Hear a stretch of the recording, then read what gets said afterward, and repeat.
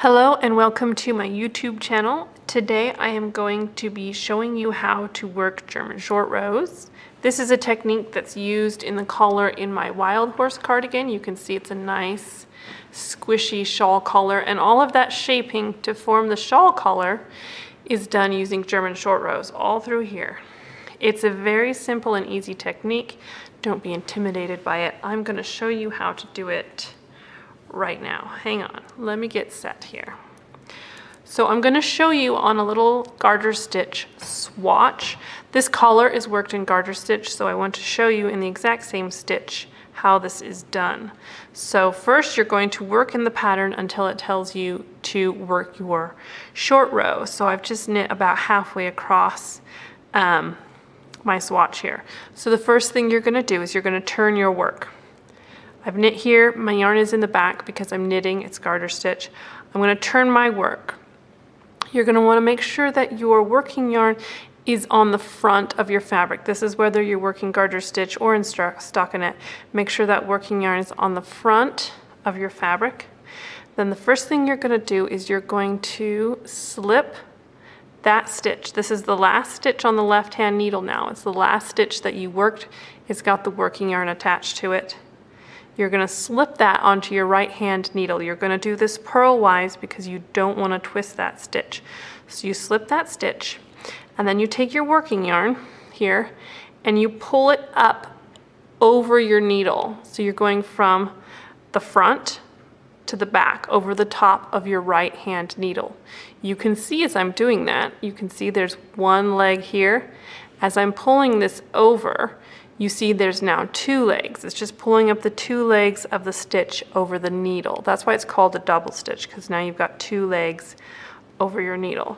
So you pull that around and you want to pull it snug, not super duper tight, but nice and snug.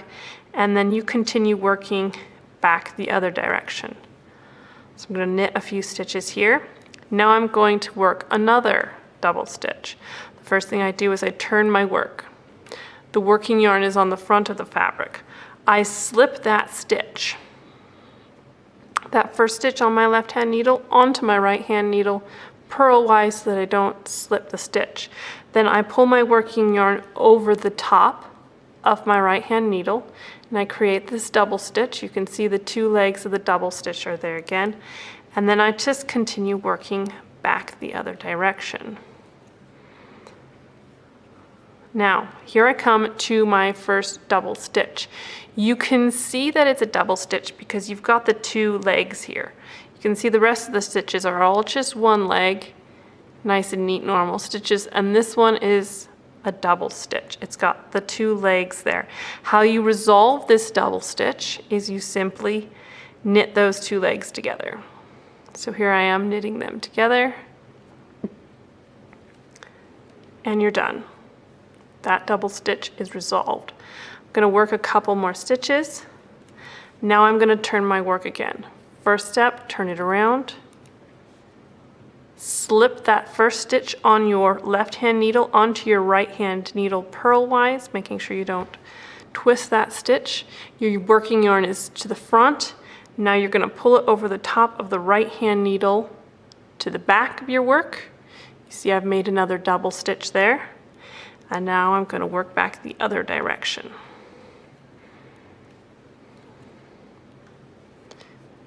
And here we are again, back to my other double stitch. You can see it here, the two legs. I'm going to knit those two legs together. Just going to knit that all together like one stitch. Work a couple more stitches. I'm going to turn again. Turn your work around. Slip that first stitch on your left hand needle onto your right hand needle purlwise. Pull your working yarn over the top of your right hand needle and then continue working back the way you came. Here we are again to the double stitch. We're going to resolve it, so we're simply going to knit these two legs together and it's done. We can keep going.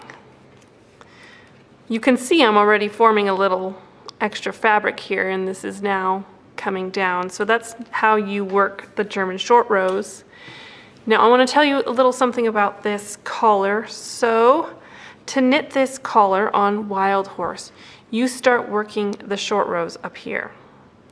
Up here by this is the shoulder, this is the raglan, this is the front here, this is your shoulder, this is the top of your arm. You start working the short row turns up here by this raglan line, and you work going down this way. So your first turn only goes from here around to here, the other shoulder.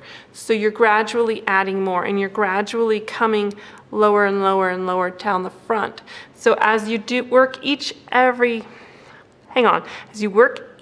short row, you're going to resolve the last short row and then go a couple more stitches and make another one, and then come back around and then back around, resolve the old short row, make a new one. That's because I had the short rows, the collar short rows start up here and come down. In a lot of shawl collar patterns, they have you start your short rows down low and work them back up this way.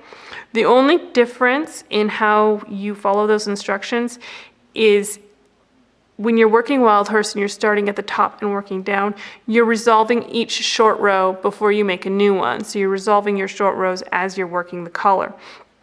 But if you start down here and work up, you're not going to resolve those short rows because you made your short row down here, and then your next short row is up here, then your next short row is up here. So at the end of the short row instructions on those kind of patterns, you will resolve all of the short rows in one row at the same time. Hopefully that makes sense. Anyway, that's how to knit German short rows. It's extremely easy. It's perfectly invisible. You can see this is where I've worked all my short rows. You can see, you can't see it on this side. You can't see them on this side. There's no wraps and turns to resolve. There's no holes. It's really easy to work, and it gives a really, really good looking result. So that's how to knit German short rows. If you have any questions, pop them in the description box below and I will do my best to answer them. Happy knitting, you guys.